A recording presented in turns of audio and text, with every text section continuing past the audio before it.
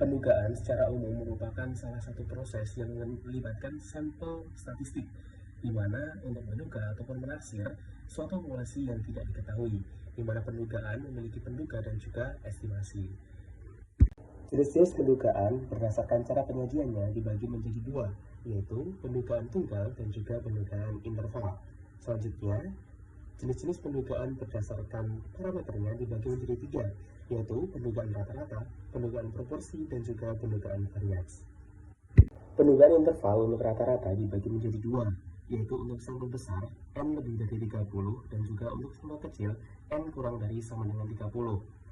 Untuk sampel besar N lebih dari 30, populasi tidak terbatas atau populasi terbatas yang pengambilan sampelnya dengan pengembalian dan simpangan baku diketahui. Kemudian ada juga untuk populasi terbatas, pengambilan sampel tanpa pengembalian dan simpangan baku atau N per N lebih dari 5%. Untuk sampel kecil N kurang dari sama dengan 30 sesuai dengan rumus yang ada pada slide presentasi. Kemudian pendugaan interval untuk proporsi. Ini juga dibagi menjadi dua, yaitu untuk sampel besar N lebih dari 30 dan juga untuk sampel kecil N kurang dari sama dengan 30. Untuk sampel besar N lebih dari 30 itu terbagi menjadi untuk populasi tidak terbatas dan juga untuk populasi terbatas dan pengambilan sampel tanpa pengembalian. Untuk sampel kecil, N kurang dari sama dengan 30, persamaan sesuai pada slide presentasi. Pendugaan interval beda dua rata-rata yaitu merupakan cara menghitung interval kepercayaan untuk selisih dua rata-rata populasi, yaitu mu1 dikurangi mu2 berdasarkan data sampel. Jika ukuran sampel besar dan standar deviasi populasi 1 dan 2 diketahui, maka digunakan rumus dengan distribusi Z. Sedangkan, jika ukuran sampel kecil dan standar deviasi populasi tidak diketahui, digunakan distribusi T dengan rumus yang melibatkan standar deviasi sampel, yaitu S1 dan S2, serta derajat kebebasan tertentu. Estimasi varians populasi sangat diperlukan untuk mengetahui sejauh mana sebaran nilai parameter sehingga dapat dijadikan untuk mengambil langkah-langkah dalam mengendalikannya. Misalnya, yang berkaitan dengan suatu tingkat kualitas produk yang diinginkan bukan hanya rata-rata nilai parameternya yang memenuhi suatu persyaratan, tapi juga konsistensi dari nilai tersebut harus bisa terjamin.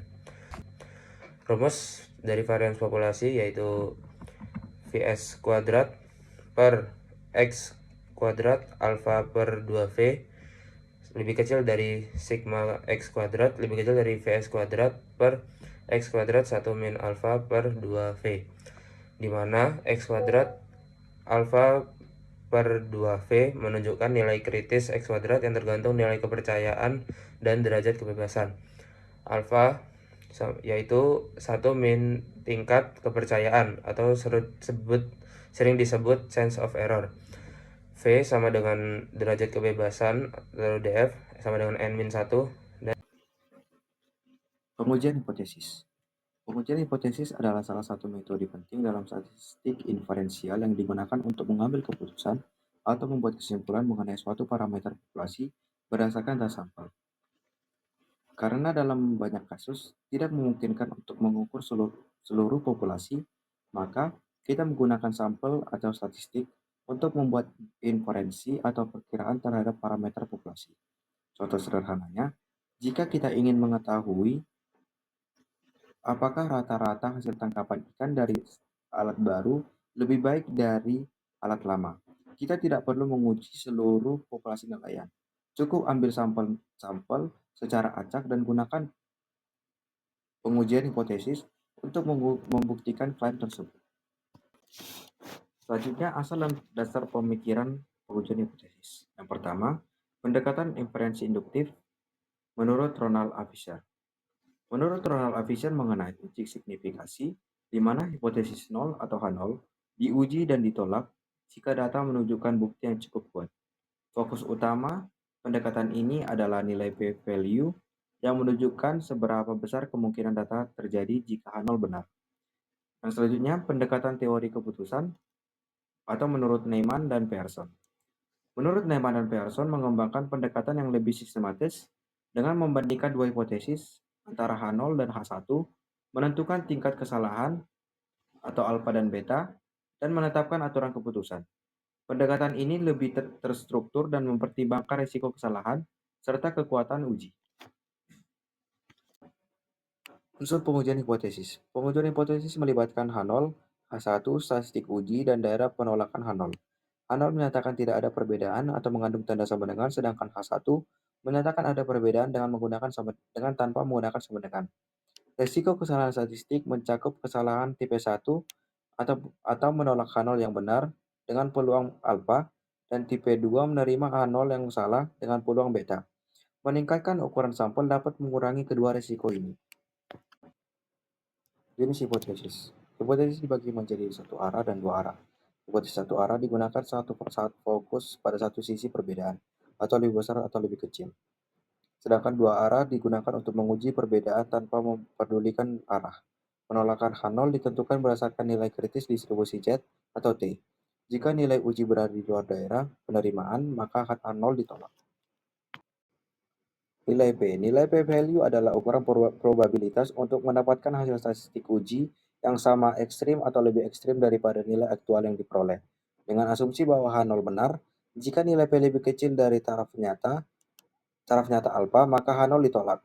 Nilai P membantu peneliti menunjukkan tingkat kewajaran dari satu hasil uji.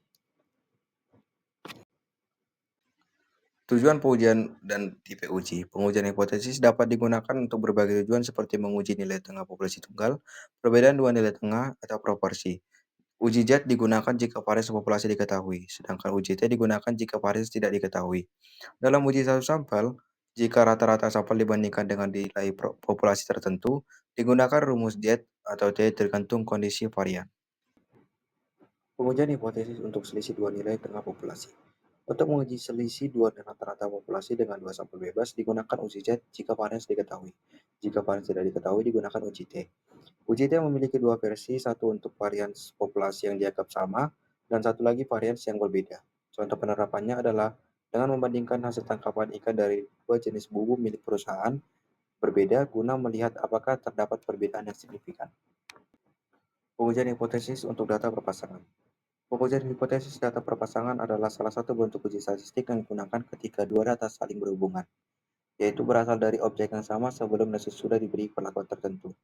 Dua pengukuran diambil dari objek yang sama sebelum dan sesudah perlakuan, seperti dalam uji efektivitas program diet. Kesimpulan, keseluruhan materi ini menekankan pentingnya memahami prosedur dan asumsi dalam pengujian hipotesis, memilih jenis uji yang tepat, memahami distribusi sampling, serta menginterpretasikan nilai P dan nilai kritis sangat penting untuk menghasilkan kesimpulan ilmiah yang valid. Hal ini sangat berguna dalam penelitian bidang pertanian dan perikanan yang mendukung pengambilan keputusan berbasis data secara objektif dan terukur.